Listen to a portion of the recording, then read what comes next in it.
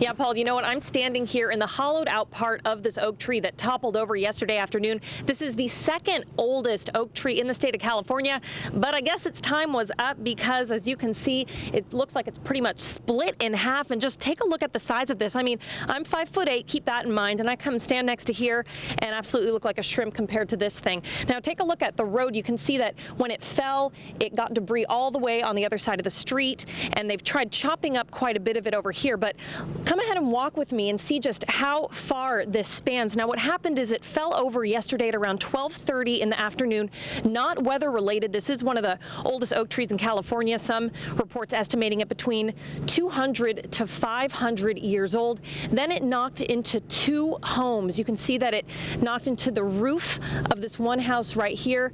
And from reports I've read, it took out a room. And then if you come here, you can see that it absolutely plowed into this person's garage. And then we got a chance to speak with Sterling West, and he's walking right out of the house right here. He's one of the residents. And Sterling, we saw you out here this morning with a rake. I mean, is a rake enough to clean this up? No, I'm just trying to make a path so we can get in and out of the house. But the county will clean up from the back of the sidewalk forward. They won't do anything else. So we're trying to get it at least safe for people to walk in and out. My mother-in-law kind of needs to be able to get in and out of her house. So we're trying to get at least some of it cleaned up. What's inside the garage? There's a I believe it's a 2002 Mercedes CLK 430. Great ad for Mercedes because that's what's holding up the garage right now. And you said this was your father-in-law's, and he took really good care of it. He took very good care of it. It's got like 60,000 miles on it. It's like new. And it was like new. It still actually looks really good. And what's your reaction just to this happening? Did you have any idea that this tree could topple over? Yeah, it's had a couple branches in the past break, and it was cabled together and just kind of waiting to happen because of its age and the size of the tree.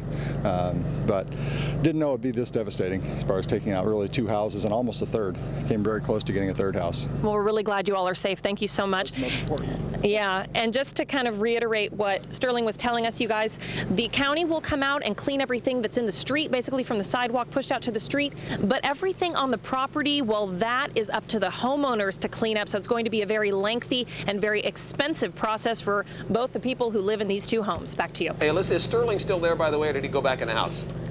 Nope, he's right here. Go ask him what they're going to do with all the wood. Oh, sure. Hey, Sterling, Paul, our anchor, would like to know, what do you plan to do with all this wood? Actually, an arborist is going to be here sometime this morning, and the county will haul off part of it. The arborist is going to haul off the rest. And they were actually hired by the people next door, and they're going to clean up all the wood itself. What they're going to do with the actual wood, I don't know. There's a whole lot of it, though. So plenty of firewood after it dries out. Absolutely. So. Okay. Thank you so much. Nice meeting you. All right, guys, back to you. Yeah, we'll be paying attention to when it's burn days. That could warm a lot of houses for a long time. Thanks, Elissa. It could. On to story number 4, and it's new this morning. Crews are mopping up following an overnight fire at a downtown